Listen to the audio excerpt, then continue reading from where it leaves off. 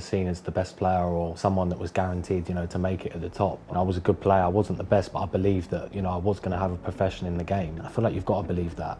Salut les gars, j'espère que vous allez bien. Aujourd'hui, on se retrouve dans une nouvelle vidéo. On va parler de foot. Ça va faire tellement longtemps que j'ai pas filmé. Ça fait du bien là de filmer. Et on revient avec une nouvelle vidéo foot du coup sur Declan Rice. Let's go. Donc Declan Rice, il naît le 14 janvier 1999 à Kingston upon Thames à Londres.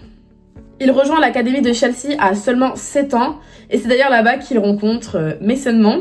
Si vous voulez, j'ai fait une vidéo sur lui, donc n'hésitez pas à aller la voir. Genre je vous le mets là, voilà. Donc n'hésitez pas à aller la voir, c'est ma première vidéo que j'ai faite. Enfin d'abord j'ai fait la FAQ, après il y a Mason Mount. Bref, donc voilà.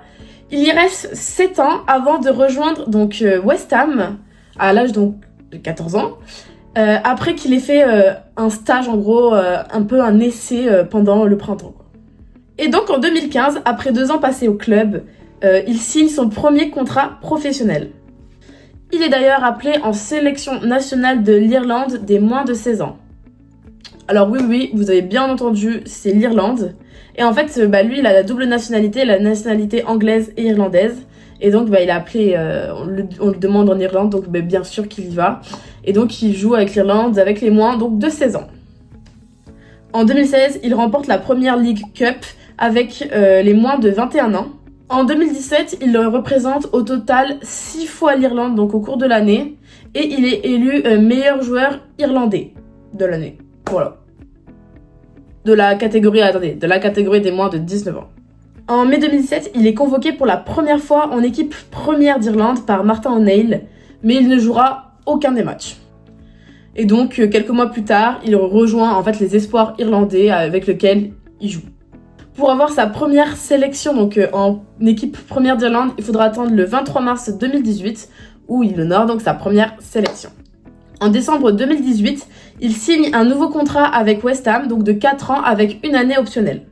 Après avoir joué donc son premier match avec l'Irlande, en 2019, il commence à dire qu'en fait, il aimerait bien jouer avec l'Angleterre.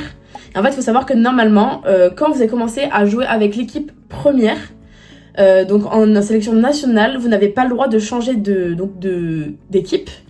C'est pour ça que faut bien choisir, etc. Mais par exemple, là, donc lui, ça a été accepté évidemment. Vous savez que c'est un joueur anglais. Parce que ça a été accepté par la FIFA, mais normalement ça ne doit pas se passer comme ça. Et par exemple, Musiala, lui il avait joué avec l'équipe d'Angleterre quand il était plus petit, je pense en U12, U11. Il y a la célèbre photo avec Bellingham d'ailleurs que je vous mets là.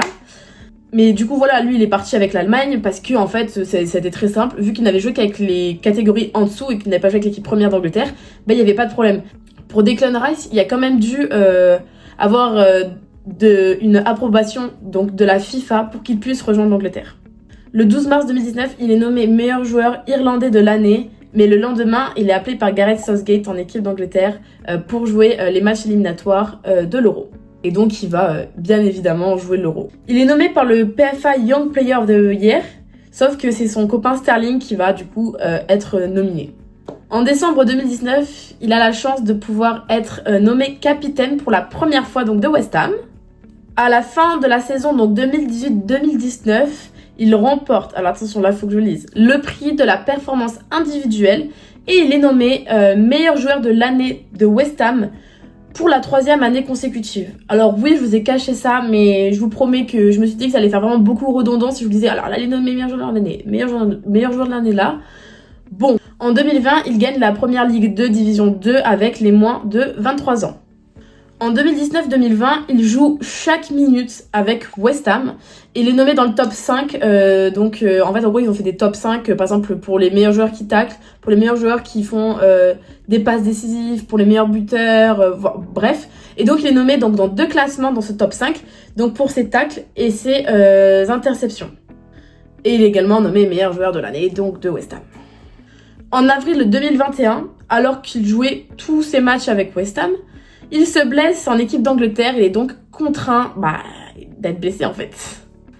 Donc il va louper au total 4 semaines. En vrai ça va. 2022 c'est normal, Gareth Southgate donc le reprend pour jouer la Coupe du Monde 2022. En mai 2022, il est également nommé Hammer of the Year, donc le meilleur joueur de West Ham, qui est choqué. Et après donc le départ de Mark Noble, donc qui était un joueur donc de West Ham, il est désigné capitaine de l'équipe. Pour la saison donc 2021-2022, il est donc noté dans l'équipe type de l'UEFA Europa League. En août 2022, il annonce la naissance de son fils avec sa copine qui est donc Lauren Fryer. En 2023, il gagne la Conference League avec West Ham. Et cette année-là, pour pas changer, il est également nommé Hammer of the Year. Il est nommé donc meilleur joueur de la saison de l'Europa Conference League. Le 15 juillet 2023, il dit au revoir à West Ham et rejoint Arsenal pour un transfert à, alors là je vais vous demander de bien écouter, 116 millions d'euros.